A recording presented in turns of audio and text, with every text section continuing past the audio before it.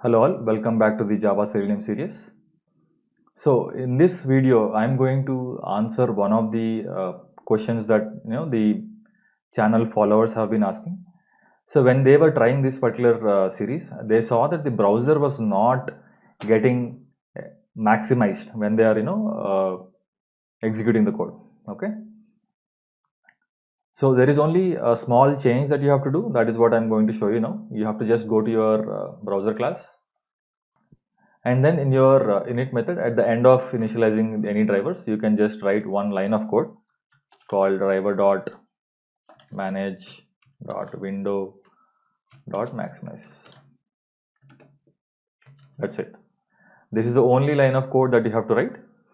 So whenever you execute any new script, it will launch the browser and also it will maximize also. Okay. Yeah, this is a very small video. I just wanted to answer one of the queries asked by the viewers. I hope it is informative. Thank you so much.